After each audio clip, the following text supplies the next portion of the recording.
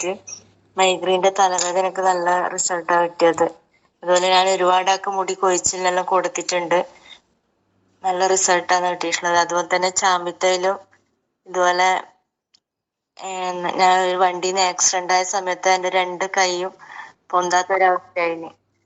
അങ്ങനെ ഞാൻ ഈ ചാമ്പിത്തൈലം തേച്ച് ഒരു 2 ആഴ്ച ഉപയോഗിച്ച സമയത്ത് എനിക്ക് നല്ല റിസൾട്ടാണ് കിട്ടിയത്. അതുപോലെ ഒരുപാടാൾക്ക് ചാമ്പിത്തൈലം മുട്ടുവേദനക്കും അതുപോലെ തലവേദനക്കെല്ലാം കൊടുത്തിട്ട് നല്ല റിസൾട്ട് കിട്ടിയിട്ടുണ്ട്. Okay, thank you. ഭൃംഗരാജ് എന്ന് പറഞ്ഞ ആ ഒരു പ്രൊഡക്റ്റിന്റെ കാരണത്താലാണ് ഞാൻ ഈ ബിസിനസ്സൊക്കെ ഇറങ്ങാൻ കാരണം തന്നെ. എനിക്ക് നല്ല റിസൾട്ടാണ്. അതുപോലെ ചാമ്പിത്തൈലത്തിന് നല്ല റിസൾട്ട് ഉണ്ട്. ഭൃംഗരാജിന്റെ റിസൾട്ട് എന്ന് പറഞ്ഞാൽ ഫസ്റ്റ് എൻ്റെ മോൾക്കും വൈഫിനും നല്ല മുടി കൊഴിച്ചിലുണ്ടായിരുന്നു. അതിൽ ജോയിൻ്റ് ആവുന്നതിന് മുമ്പ് തന്നെ ഹക്കീം സാറ് ഇങ്ങനെ വരും, എന്നിട്ട് ഇങ്ങനെ ഓരോന്ന് ഇതിൽ ജോയിൻ്റ് ചെയ്യാൻ കുറേ പറഞ്ഞിട്ടുണ്ട്. അന്നൊന്നും ജോയിൻ്റ് ചെയ്യാതെ ഒഴിഞ്ഞു മാറി ഇങ്ങനെ നടക്കുകയായിരുന്നു. അതിന് ശേഷമാണ് നമ്മളെ ഹെർബൽ പേസ്റ്റും ഈ ഭൃംഗരാജും മുടി കൊഴിച്ചിലൊക്കെ ഉണ്ടെങ്കിൽ പറ്റും എന്നൊക്കെ പറഞ്ഞിട്ട് ഇങ്ങനെ പരിചയപ്പെടുത്തി തന്നത്.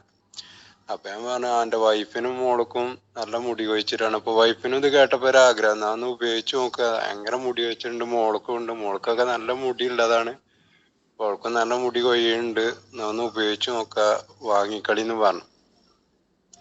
അങ്ങനെ ഒരു ദിവസം ഹക്കീം സാറിൻ്റെ അടുത്ത് നിന്ന് ഹെർബൽ പേസ്റ്റും ഈ ഭൃംഗരാജും കൂടി വാങ്ങി.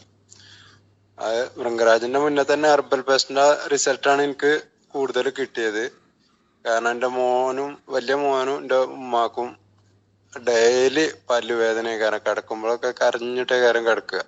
നേരം വെളുത്താൽ പിന്നെ ഡോക്ടറെ അടുത്ത് പോവുക, പിന്നെ ആ വേദനക്കാരെ ഗുളിക വരിക. അപ്പം എൻ്റെ മോനെ റൂട്ട് കനാൽ ചെയ്യണമെന്ന് വരെ പറഞ്ഞ് വേദനക്കാല ഗുളികയൊക്കെ കൊടുത്തിരുന്നു. അതിൻ്റെ ശേഷമാണ് ഇത് ഉപയോഗിച്ചിട്ട് പിന്നെ ഒരാഴ്ച ഉപയോഗിച്ചപ്പോൾ തന്നെ പിന്നെ ഇവർക്ക് ആ പല്ലുവേദന ഒന്നും വരുന്നില്ല.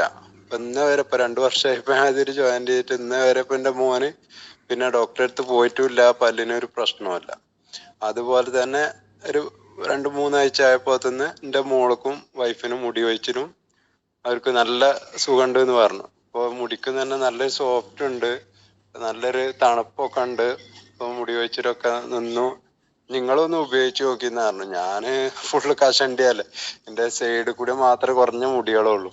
ഞാൻ പറഞ്ഞു ഞാൻ എന്തിനാ ഈ മരുഭൂമിയിൽ, ഞാൻ വെറുതെ എണ്ണ കളയും, നിങ്ങൾ ഉപയോഗിച്ചോളിന്ന് പറഞ്ഞ് ഒഴിഞ്ഞു മാറിയത്. വെറുതെ പിന്നെ ഒരു ദിവസം ഡെയിലി വൈഫ് ഇങ്ങനെ പറയുമ്പോൾ ഒരു ദിവസം വെറുതെ ഒന്ന് തേച്ചാണ്.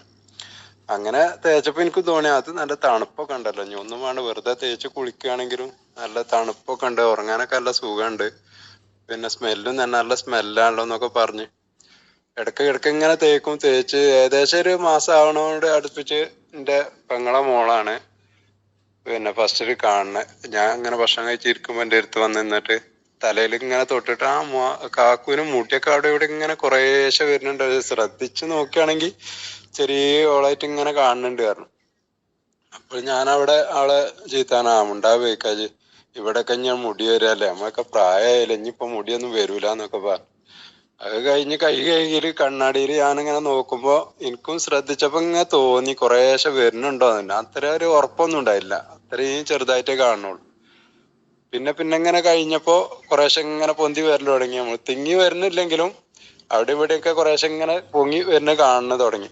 അപ്പോൾ ഞാൻ ഹക്കീം സാറിനോടും രാജഗോപാലിനോട് സാറിനോടൊക്കെ പറഞ്ഞു ഇങ്ങനെ സംഭവം ഒരു ചെറിയ റിസൾട്ടൊക്കെ കാണുന്നുണ്ട്, നോക്കട്ടെ, കുറച്ചുകൂടി കഴിഞ്ഞിട്ട് എത്ര കണ്ട് പൊന്ന് നോക്കട്ടെ. അപ്പൊ രാജഗോപാൽ സാറുണ്ടായിരുന്നു ഒരു റഷീദ് സാറിന്റെ വീട്ടില്. അപ്പൊ രാജഗോപാൽ സാറും പറഞ്ഞു അത് വരും, കോശം നശിക്കണില്ലെങ്കിൽ മുടി വരുന്നുണ്ട് ചിലവർക്ക്.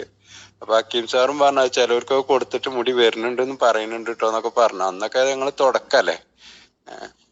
ഏതായാലും മുടി ഇത് ഉപയോഗിച്ച് കുറച്ച് കഴിഞ്ഞപ്പോ പിന്നെ ഇല്ലാത്ത സ്ഥലത്തും കൂടിയൊക്കെ അവിടെ ഇവിടെയൊക്കെ ഇങ്ങനെ തിങ്ങി വന്നിട്ടില്ലെങ്കിലും കുറെയൊക്കെ ഇടവിട്ടൊക്കെ വന്ന് നല്ല റിസൾട്ടായി.